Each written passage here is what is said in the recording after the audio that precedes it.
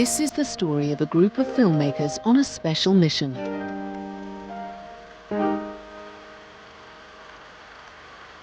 The British state handed them the task of promoting public transport. But many of the filmmakers went beyond their brief. They wanted to follow their real dream, their passion for film.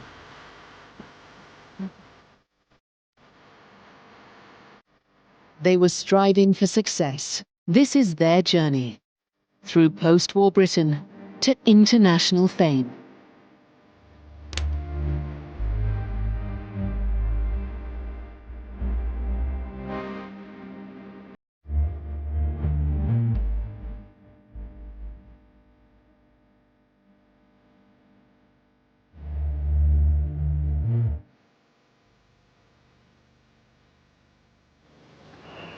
Summer in the sweltering streets.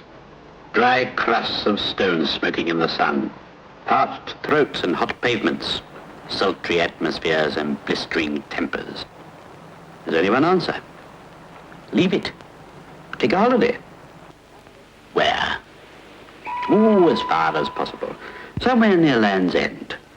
Where we can enjoy the sun, where we can cool our souls in the sea, get sand in our shoes and fresh air in our lungs. Somewhere like Devon or Cornwall.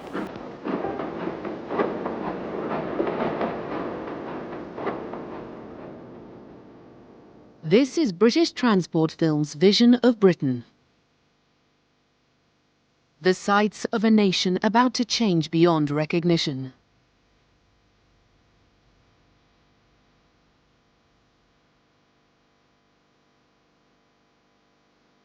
More than 50 years ago, Billy Williams travelled the length and breadth of the country as a young camera assistant for British Transport Films.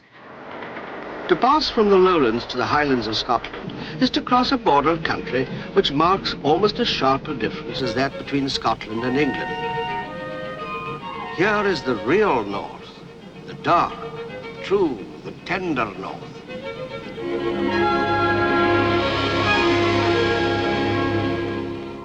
Billy was part of a talented and well-funded team. I was an assistant cameraman in those days, but I had ambitions. It was a great adventure. I mean, filmmaking is always an exciting job because every job takes you somewhere else with a different subject. So you involve yourself in what you're doing and just do the best you can. He's watching some of his earliest camera work, a gathering of the clans in Edinburgh.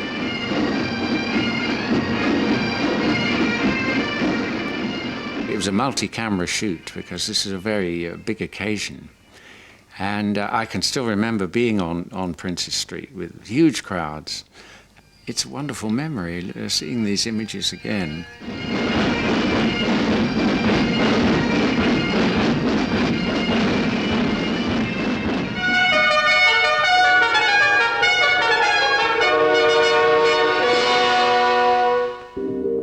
British Transport Films was created after World War II to promote the use of Labour's newly nationalised transport system.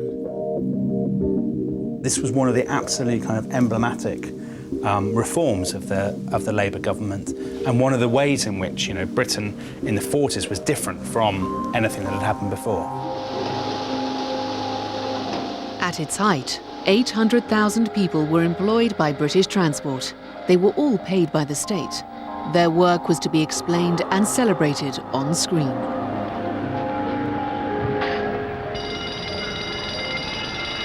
The new film unit had enemies. Some Conservative MPs called it expensive propaganda. But cinema was at its peak, and the British Transport Commission had a message for the public and for its staff. Film is the single medium of mass communication.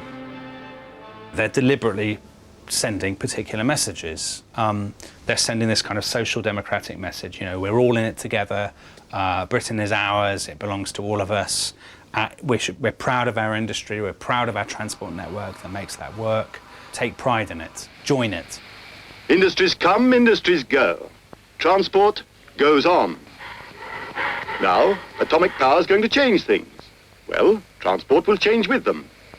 Because people will always need transport, and transport will always need people. But whatever happens, wherever they are, whether it's rail, road, canals, docks, or ships, young chaps coming into the transport family will get a real kick out of their jobs. They can bet their best pair of football boots on that, and jolly good luck to them. A seasoned documentary maker, Edgar Anstie, was appointed to head the unit. In the 30s, he made pioneering films, working alongside the father of British documentary, John Grierson. It was a background where film could be a vehicle for social change. Edgar Anstie preferred to work behind the camera, though he was filmed pretending to be a passenger in one of the unit's first films. He had a gift for spotting young filmmakers. For his new recruits, it was the break they were looking for. Well, I'd just come out of the RAF and I was looking for a job. And I went along to the office and I met the production manager and he took my name. So it was my first job in over 2 years. And I was lucky, I suppose. I was not at all interested in transport. Not at all. This was somewhere to make films. And the atmosphere was terrific. We were crowded out with people and everybody was enthusiastic. In one of their first films, Ocean Terminal, they seized their chance, recording an era of transport when trains, buses, lorries, and the docks handling the big private liners were owned by the government.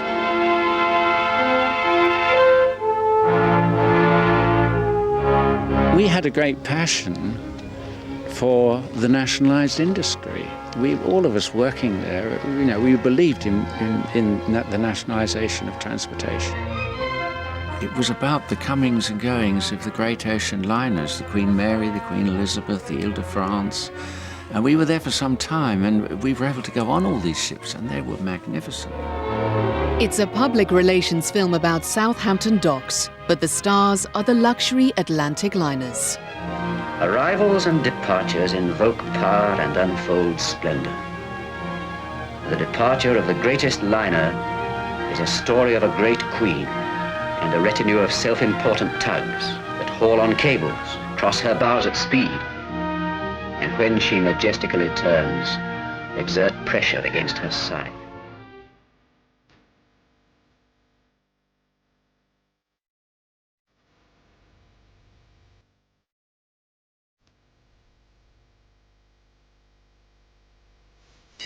We did a sequence of the Queen Elizabeth leaving Southampton. And we had the camera on a tug called the Calshot, and the captain of the Calshot was one of the characters in the film. And we were buzzing around in this tugboat, taking wonderful shots of the Queen Elizabeth leaving, because she'd slowed down for us. And we were indulging somewhat, and eventually over the radio came a message from the captain to say, if you finished your filming, may we please proceed to America.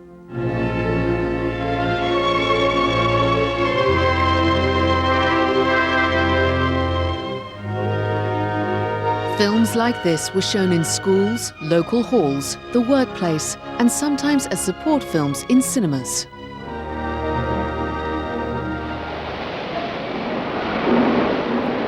Two years later, the unit followed a high-speed steam journey from King's Cross to Edinburgh.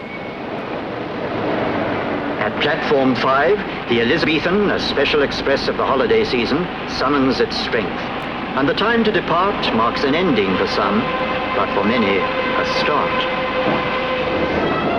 With its rhyming commentary, the film was awarded a cinema release. The unit was building a reputation. As time gets on, so people get thinner, unless they take lunch or midday dinner. So the kitchen car prepares to fill the waistcoat of Jack and the waistline of Jill.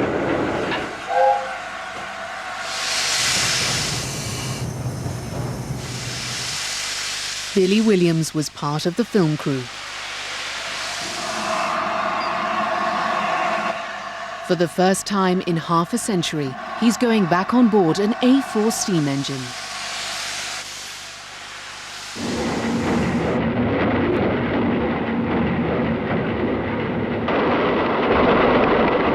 Now it looks nostalgic, but the film celebrated the technology of the day.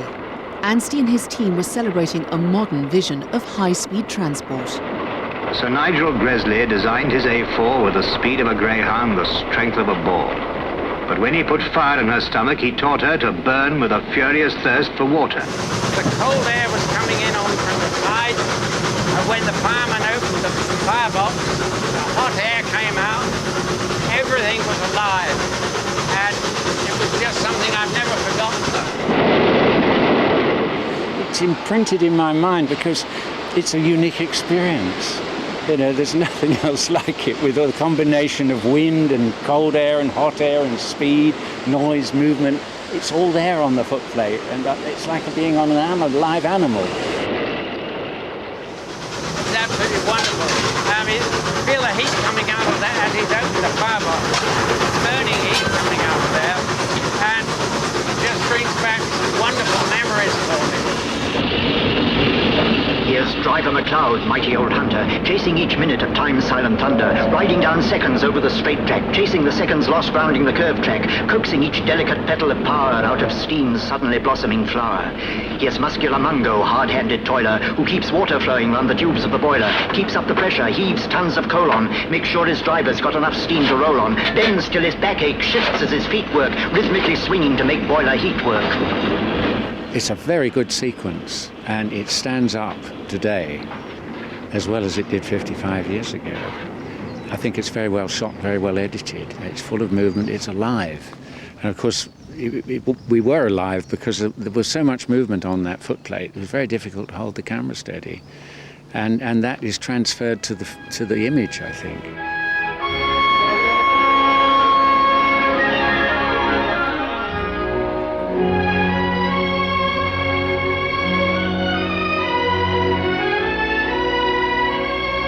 Sometimes the unit had to act quickly, especially when transport workers were battling against extreme conditions. In 1954, a cameraman, Bob Painter, was called to Cumbria. We were put in a truck, we'd driven some miles in the dark, this is. And the last bit we had to walk through the snow, and then we found this locomotive. Digging went on throughout the night by the light of the silvery moon. Helped out by pressure lamps, of course. A young film editor, John Ledyard, put Bob Painter's material together. They had some very good night shots with the lighting. They had these paraffin lamps and who had tracking shots as they were digging into the snow, which was so deep, right into the line was about 2 feet down. Besides, it's always a comfort to know if we've still got a line down underneath the snow. Oh, there you are. I knew we had. Good. When we came up from the south with the camera, they took the mickey out of us, something rotten, you know, we weren't tough like they were working. But little did they know that we'd worked with throwaway men before. We knew the ropes.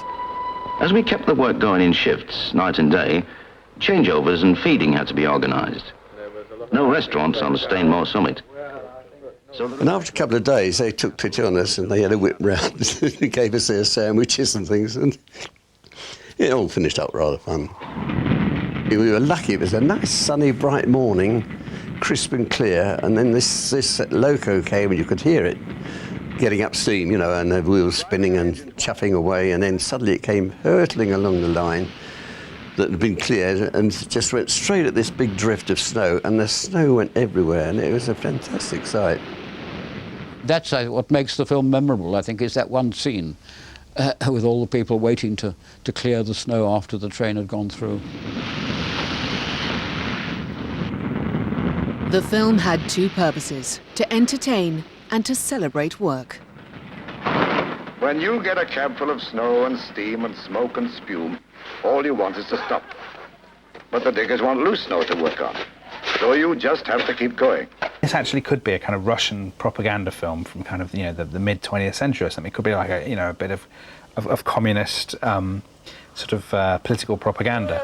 If the signs on the train were in Cyrillic, and the workers were kind of wearing different hats, big furry hats, and they were swigging vodka between each bout of kind of shoveling snow, this would be a brilliant Stalinist propaganda film.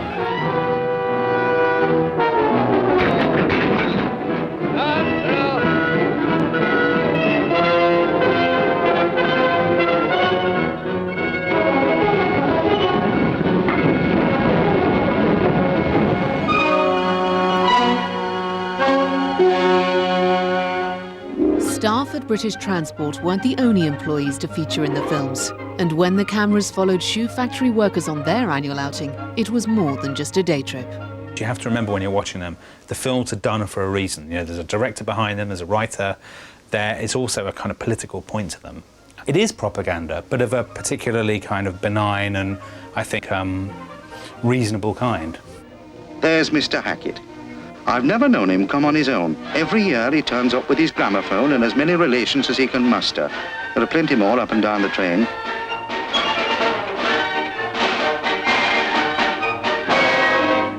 Director John Krish was capturing reality, but there was a product to promote as well. It was, of course, made to encourage other factories to take the train. I mean, it's an advertisement. It's a commercial for British Transport for the day out. Reservations from Mrs. Morini and Matthew. Now that the train was at the platform, we had very little time. That's me. I'm running. I'm going through the crowd there. There I am. I'm running to get on it, followed by a cameraman with his camera on a tripod, needing shots of them getting on the train. After the tower, we went through the tidied-up bomb damage in the City of London and towards something we all knew and had feelings about, St. Paul's Cathedral. They were very warm-hearted people, and we had to be very careful filming this day out for these people who'd saved hard for it and who valued being out together. The camera crew appeared on screen several times. It didn't worry me at all because, in a way, it's proof that we were there as part of the day out. The secret of making it work was not to be apart from it, but a part of it. And the crew, the cameramen, the assistants, the sound crew were determined to have a good day out and to be as much a part of the day out. And so seeing the crew in the shot seemed to me just to reinforce the fact that we were all there together.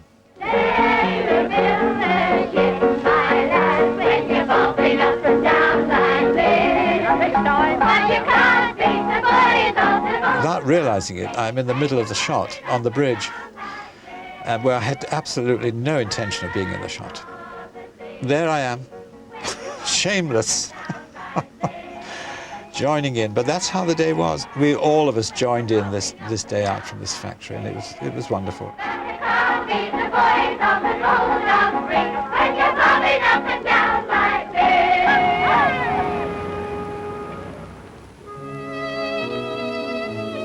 It was one day, not long ago, London had to say goodbye to her last tram. Sometime, someday, it had to come, and some people were glad to see the back of them. And some of us were sorry they were going. By the early 50s, the team was some of Britain's most successful filmmakers.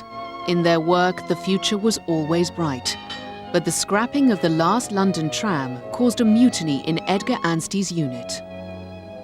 Edgar called me into his office and said that the tram is coming off the road at the end of next week.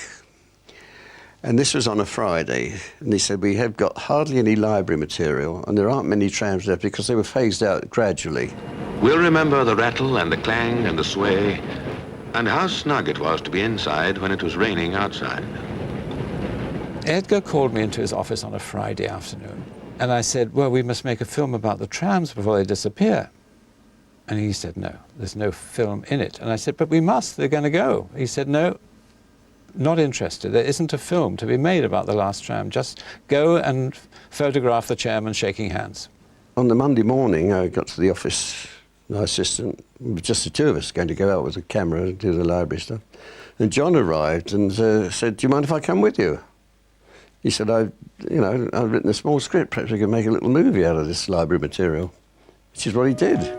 The way they burn them till there's nothing left but a charred skeleton.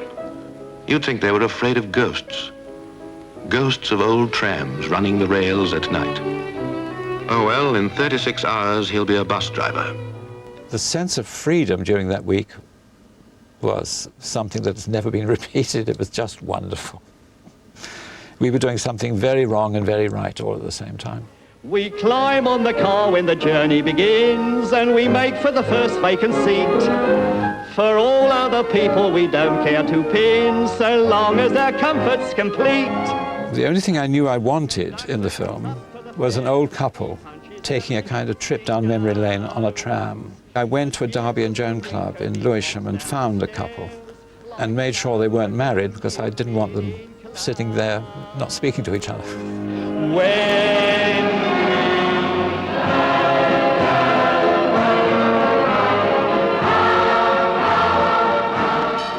The London Transport Listers, when they saw it, they said if you show that movie, everyone's going to be up in arms and say it was a mistake to take the trams. It was so nostalgic and so, it was really touching.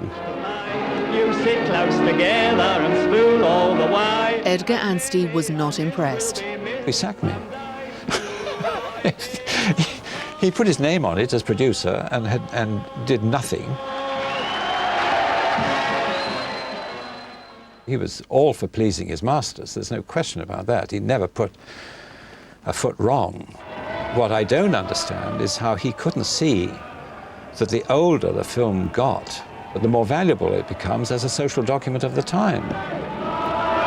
Among his staff, opinion about Edgar Anstie was divided. It kept the thing going. I mean, there was a lot of opposition in those days from the various factors, you know, about government money being wasted on the likes of us. But, you know, he kept the thing on course. I mean, he had this aura of experience of the documentary movement. He was a bit like a father figure, but he didn't have any dynamic. One didn't feel a great inspiration. Edgar probably didn't have a reputation for making great creative films, but he was a good practical filmmaker. And he was the person with the problems dealing with the railways and the various crises and financial situations that arose from time to time. And he protected us from that. If he hadn't been a film producer, he would have made a very good politician.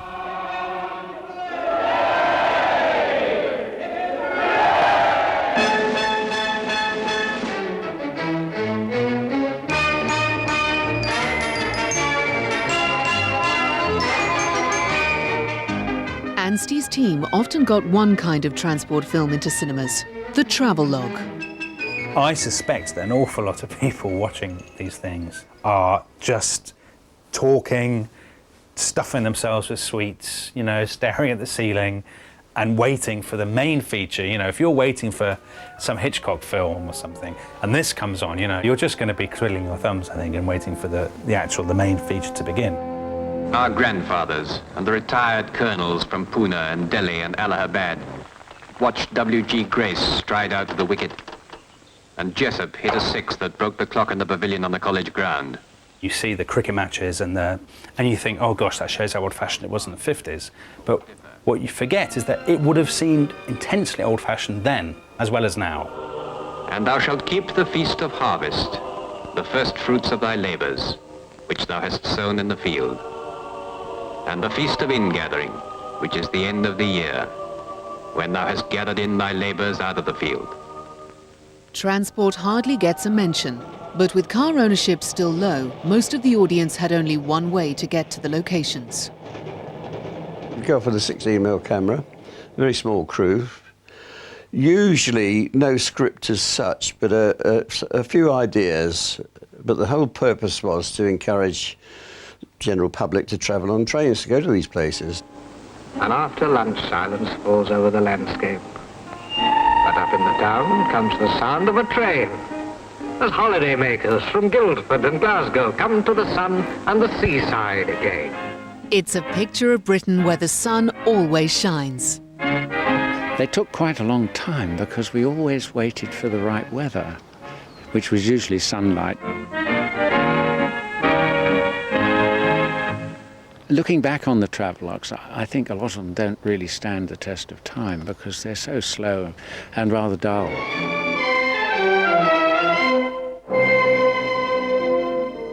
When I was a lad, my doctor once said to me, "There's nothing wrong with you that a blow on the coast won't cure." In 1957, a film crew was sent to the Lancashire coast to make another travelogue with the usual orchestral score. this is a coast, and this is the country behind it, where the wind from the west blows free. But a different music, spread by television, was sweeping the country. Led by jazzmen like Chris Barber, Edgar Anstie allowed a recut of the Lancashire material. The result was one of the unit's most popular films.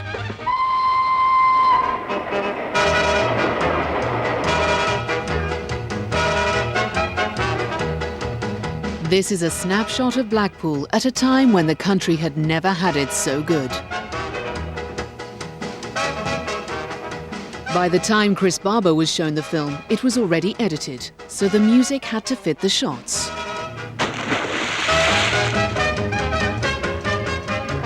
The scene in the swimming pool was a case where I had to pick a tune that could have some like cymbal splashes for people diving into the water, and it worked out exactly right.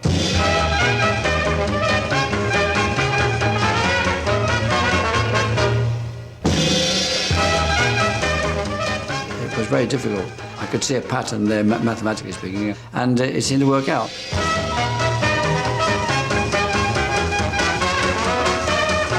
I wish I knew whether the film had actually achieved a result of getting people to use the train more going to Blackpool or anywhere else, holidays and so on. I wonder.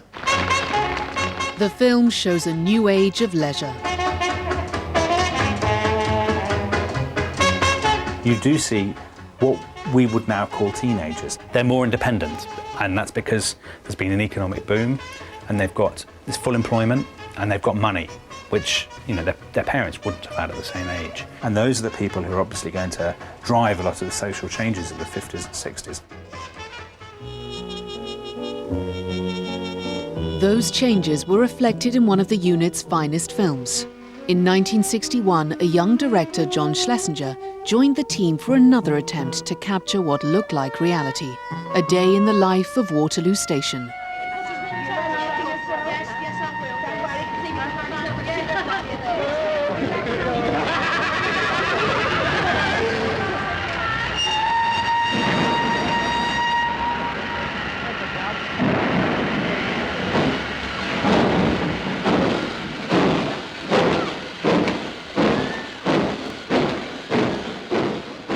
You watch Terminus, and it's like a film from a different planet. It's kind of classic, early 60s reportage. It's not, there's no intrusive commentary telling you what to think. It doesn't patronize the viewer. It feels very modern, actually, in the sort of way that it just presents you with reality, or what appears to be reality, kind of unvarnished.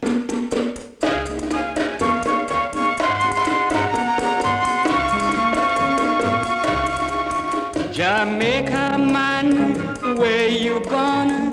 Come eat the fish and we can sing a song. Bob Painter filmed immigrants looking worried and suspicious. They weren't very happy about us being there with cameras because they thought we were, using the footage for publicity, racist purposes and saying, we shouldn't allow this immigration to go on like. And it got a bit ugly at times. Didn't exactly come to blows, but we got close to it on occasions. The police had to be involved to give us some sort of protection.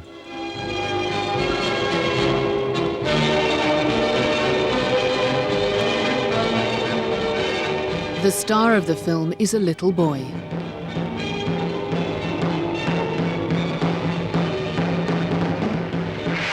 But he isn't as lost as he looks.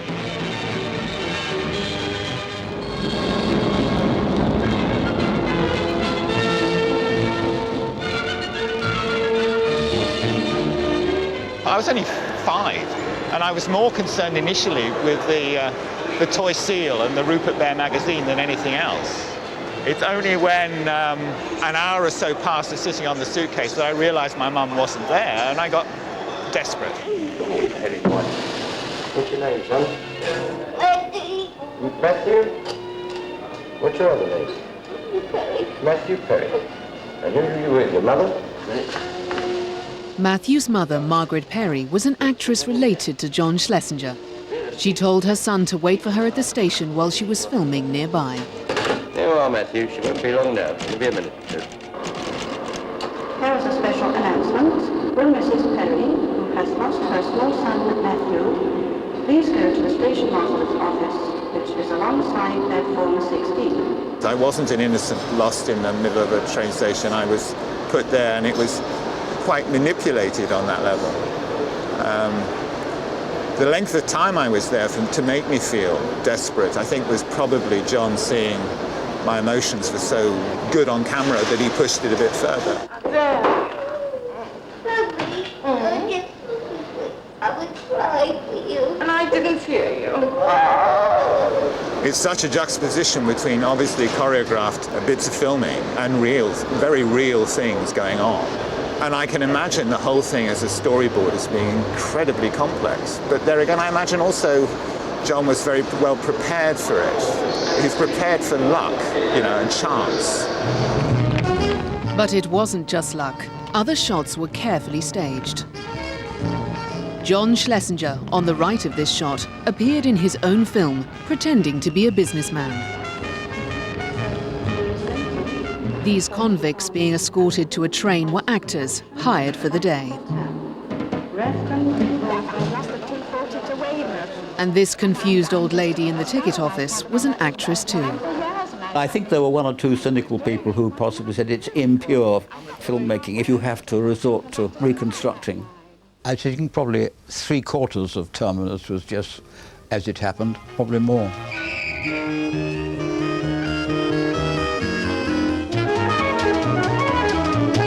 In the year of Terminus, an estimated 5.5 million people watched at least one British transport film, but the unit's biggest test was just ahead.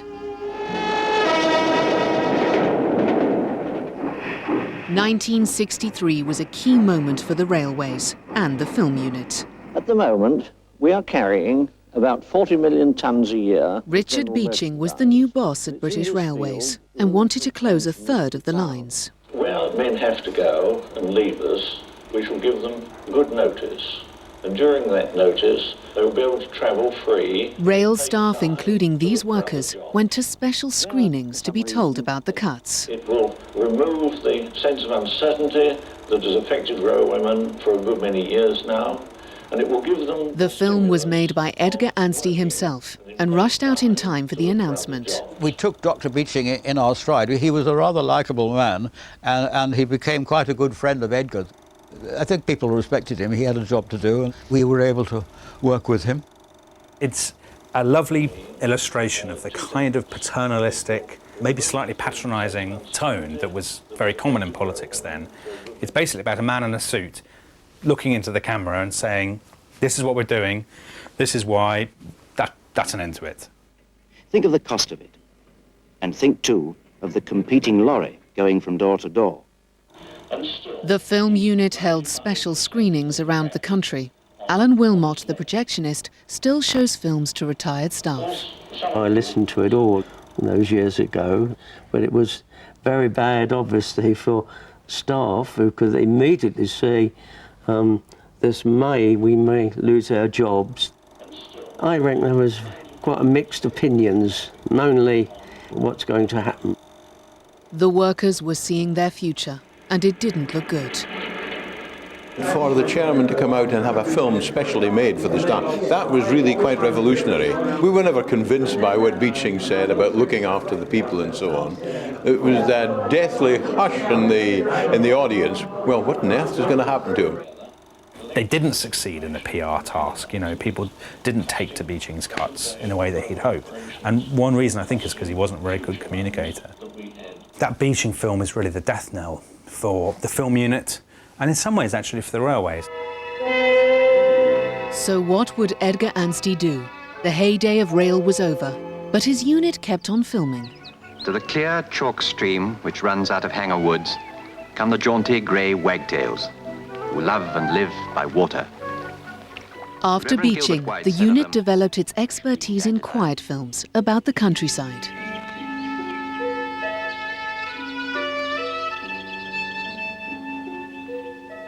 It was rather refreshing to get away from so many films connected with directly with transport. Nice to be dealing with wildlife, and from my personal point of view, I thought it was a great pleasure. In 1965, they made Wild Wings, about the Wildfowl Trust in Gloucestershire, run by the naturalist Peter Scott.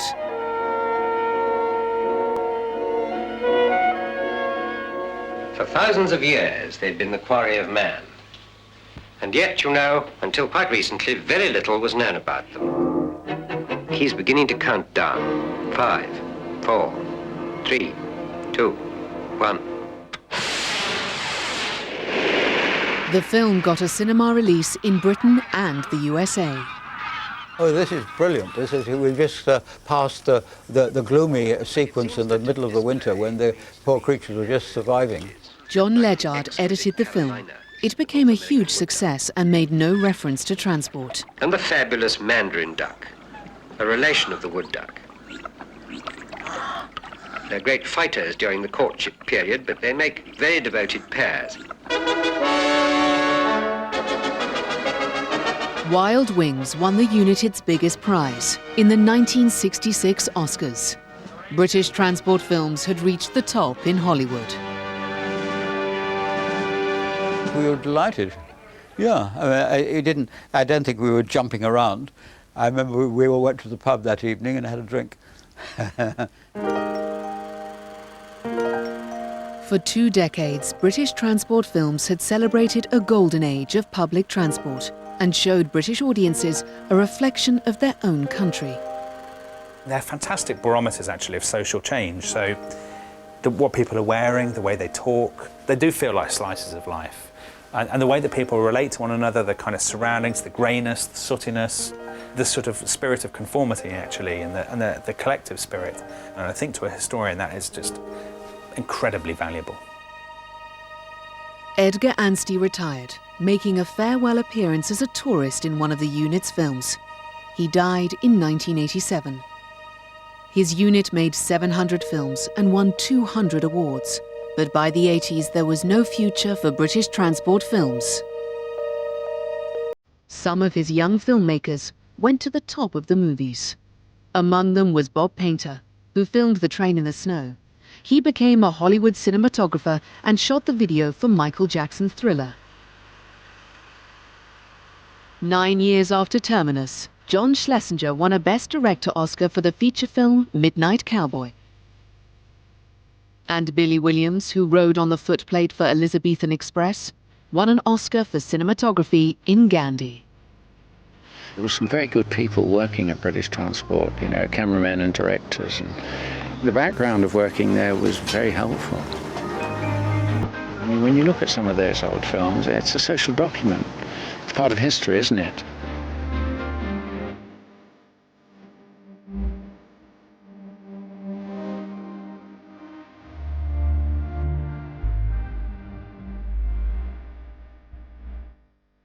To let off some steam about our programmes here on BBC 4 or to subscribe to our weekly email newsletter, visit the BBC 4 website. Next tonight, all aboard the Elizabethan Express.